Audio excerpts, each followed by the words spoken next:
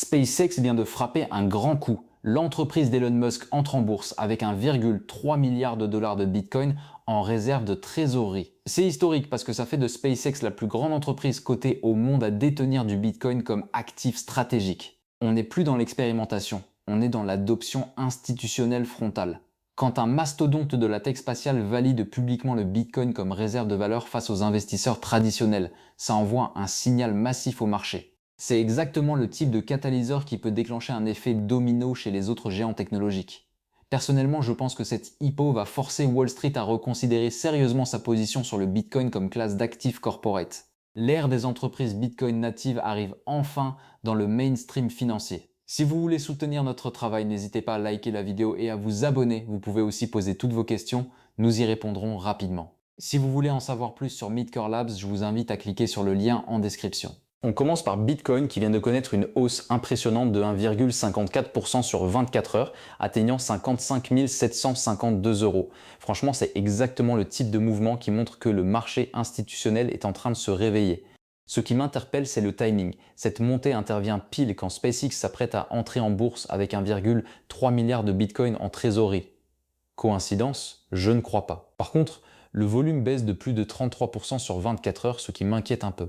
Une hausse de prix sur volume décroissant, c'est souvent le signe que les gros acteurs accumulent tranquillement pendant que le retail reste sur la touche. Le sentiment de marché reste massivement bullish à 80%, mais attention, quand tout le monde est optimiste, c'est généralement là qu'il faut rester vigilant.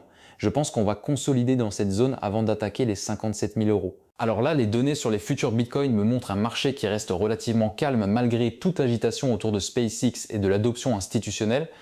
L'open interest autour des 106 milliards de dollars, en hausse de presque 3% sur 24 heures, ça indique que les traders maintiennent leur position ouverte, mais sans excès. Ce qui m'interpelle, c'est que le volume sur 24 heures a chuté de plus de 46%, ce qui signale un manque de conviction. Les traders attendent clairement un catalyseur plus fort avant de vraiment s'engager. Le ratio long-short à 50 et un 48e% montre un léger biais haussier, mais franchement c'est presque neutre. Mon opinion, le marché est en mode attentiste. Malgré les news institutionnelles bullish, les futurs ne montrent pas d'euphorie ni de feu de massif, on est dans une zone de consolidation typique, je pense qu'on va rester dans ce range tant qu'un mouvement de volume franc ne viendra pas casser cette indécision. Pour l'instant, je reste prudent sur une vraie tendance directionnelle. Franchement, les ETF Bitcoin Spot nous donnent un signal extrêmement bullish en ce moment. On voit des flux nets entrant massifs de plus de 54 milliards de dollars cumulés et surtout, regardez la journée d'hier, plus de 1350 BTF flux nets en une seule session, c'est énorme. Les institutions achètent massivement et ne relâchent pas la pression. Ce qui m'impressionne particulièrement, c'est la constance de ces entrées.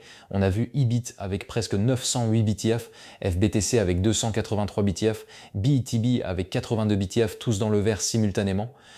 Même HODL continue d'accumuler, ça montre que la demande institutionnelle reste ultra solide malgré le BTF qui stagne autour de 86 000 dollars. Mon opinion, cette pression acheteuse soutenue va finalement faire péter le prix à la hausse.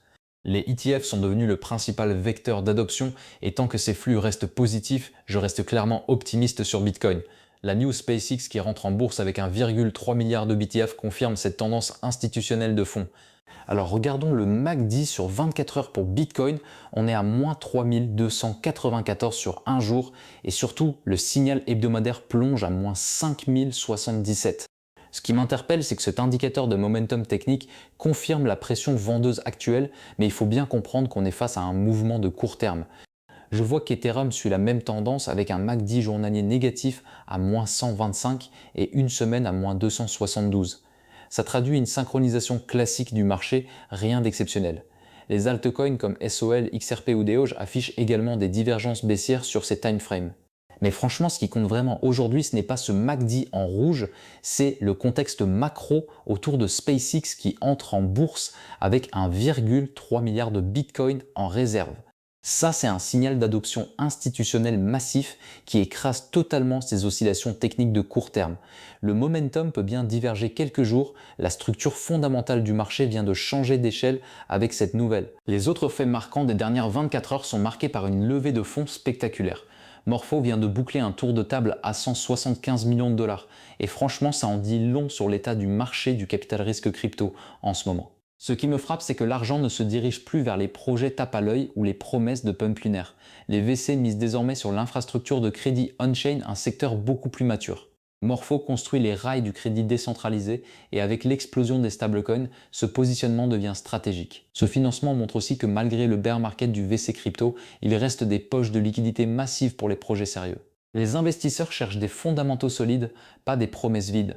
L'infrastructure on-chain devient le nouveau terrain de jeu et Morpho en profite pleinement. Pour moi, c'est un signal clair, le marché mûrit et l'argent intelligent se repositionne sur des projets qui construisent réellement l'avenir de la finance décentralisée. Bon, j'ai un avis très tranché sur cette actualité. Wall Street est clairement en train de passer à la vitesse supérieure sur Ethereum.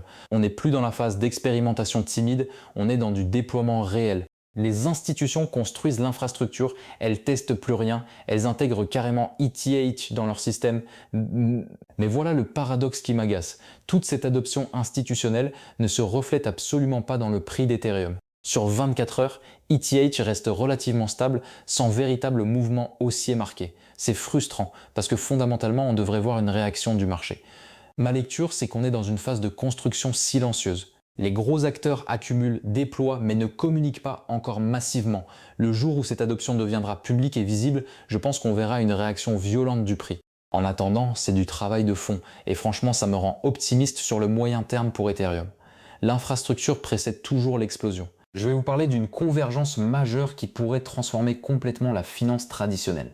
John Hoffman, directeur produit chez Hondo Finance, établit un parallèle fascinant. La tokenisation des actifs réels est en train de suivre exactement la même trajectoire que le boom des ETF qui pèsent aujourd'hui 8 trillions de dollars. Ce qui me passionne ici, c'est la fusion entre blockchain et intelligence artificielle. On ne parle plus seulement de mettre des actifs on-chain, on parle de créer des portefeuilles autonomes capables de gérer vos investissements en temps réel. C'est absolument révolutionnaire. Franchement, je pense qu'on est à l'aube d'une transformation massive. Les infrastructures se mettent en place, les régulations évoluent et l'IA apporte cette couche d'automatisation qui manquait. Si la tokenisation reproduit vraiment la courbe des ETF, on parle d'un marché qui pourrait exploser dans les années à venir. Voilà, c'est tout pour aujourd'hui. Si vous voulez aller plus loin, n'hésitez pas à cliquer sur le lien en description. N'oubliez pas de liker la vidéo, de vous abonner à la chaîne et à très vite.